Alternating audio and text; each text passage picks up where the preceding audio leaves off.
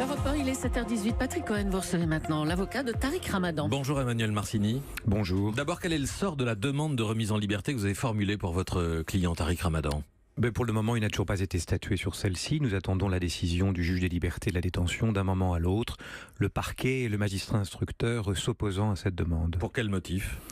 Écoutez, les motifs sont extrêmement nombreux, mais au-delà de ces motifs, ce qui est... C'est toujours risque de pression sur les témoins, risque de fuite à l'étranger, risque de trouble à l'ordre public ? Oui, alors avec une motivation qui est absolument hallucinante, et ce que je veux dénoncer ce matin à votre micro. Pourquoi hallucinante ? Monsieur Ramadan ne bénéficie pas d'un traitement équitable, sa cause n'est pas entendue équitablement et la présomption d'innocence est bafouée au pied.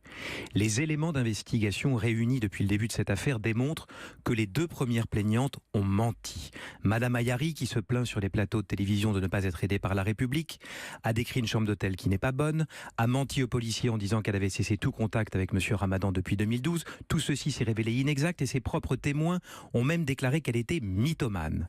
Quant à Christelle, des éléments récemment versés au dossier qui me font m'interroger sur la loyauté des services de police, notamment qui ont dissimulé dans des scellés des éléments à décharge pour monsieur Ramadan et qui viennent seulement d'être versés au dossier et qui ont motivé cette demande de mise en liberté. Les magistrats n'en disent pas un mot. Quel type d'éléments à décharge, maître ? Sachez par exemple que nous avons trouvé des emails qui datent des jours suivant les faits de viol dont elle se plaint.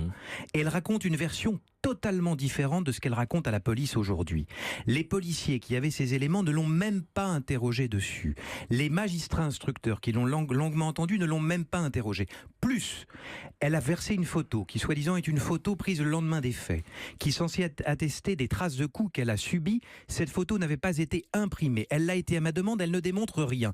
Plus encore, elle démontre et elle raconte en 2010 qu'elle subit des pressions, des renseignements généraux, que le président de la République est prêt à lui payer le meilleur avocat de France pour déposer plainte contre monsieur Ramadan, puisque le président veut chasser monsieur Ramadan. Ce n'est pas la défense qui le dit, c'est elle qui l'a écrit. Soit c'est une affaire d'État, et alors il faut faire une enquête immédiatement, soit il faut s'interroger sur sa santé mentale. Reste la troisième plaignante, Marie, qui a produit les traces de très nombreux échanges, des centaines de messages explicites étalés sur plusieurs mois.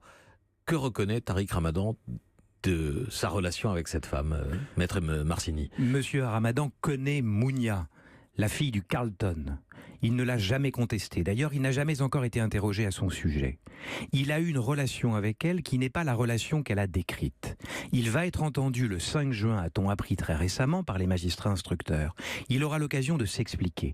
J'ai reçu à mon cabinet... Une relation de quelle nature, pardon ? Une relation qu'il décrira aux magistrats instructeurs. Quand bien même cette relation serait une relation de nature sexuelle, puisqu'il n'y a que ça qui intéresse les journalistes. Quand bien même cela serait-il exact. Ça nous intéresse, c'est qu'il l'a toujours contesté. C'est pas du tout, monsieur toute relation extra-conjugale. Monsieur Ramadan n'est pas en prison pour une relation extra-conjugale. Oui. Si demain on doit mettre en prison, alors qu'il y a une présomption d'innocence qui plus est, tous les gens qui ont trompé leur femme, monsieur Cohen, il va falloir construire un grand nombre de prisons et croyez-moi, les rues du 8e arrondissement et d'autres arrondissements vont se déserter dans les minutes qui suivent. C'est tout de même un changement de système de défense. Il y a eu un changement d'avocat et un changement de défense. Ce n'est pas un système de défense. Monsieur Ramadan n'a jamais contesté avoir eu des relations avec un certain nombre de jeunes femmes par texto. Il ne les a jamais contestées. Monsieur Ramadan conteste les faits de viol qui lui sont reprochés. Il n'a jamais été interrogé sur cette Mounia. Quand il le sera, il s'expliquera. Ce n'est pas un changement de système de défense, c'est une fausse polémique. Il s'agit simplement de s'expliquer en temps utile quand c'est nécessaire. Quand il a été placé en garde à vue, Mounia n'avait pas déposé plainte. Je rappelle quand même que Mounia a dit à ce même micro, chez vous, qu'elle avait décrit au service de police ce qui lui était arrivé, à savoir d'avoir été violée 9 fois pendant plusieurs mois. Et elle a dit, quand j'ai raconté ça, on m'a dit que c'était du viol.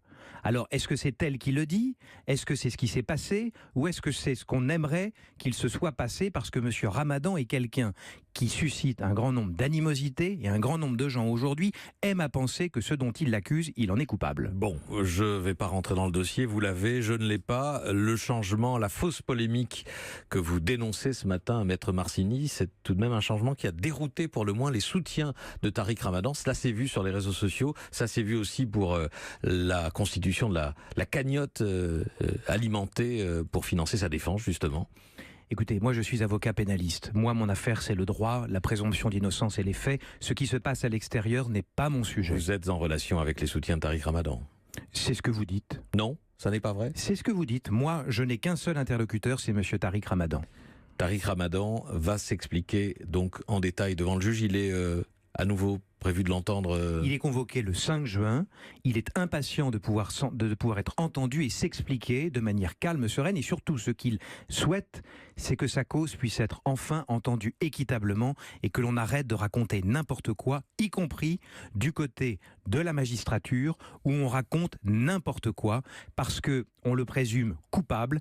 Et ça, c'est quelque chose que l'on doit dénoncer avec force, que l'on soit arabe, musulman. Christelle, d'ailleurs, raconte dans ses emails que de toute façon, les Arabes, eh bien tous n'ont qu'une hâte, c'est de taper leur femme et de la tromper, et c'est normal. Cette convergence d'accusations, 3 plaintes en France, une aux États-Unis, une en Suisse, c'est une conspiration qui alimente ces accusations, à vos yeux, Emmanuel Marcini? Vous avez parlé d'affaires d'État tout à l'heure.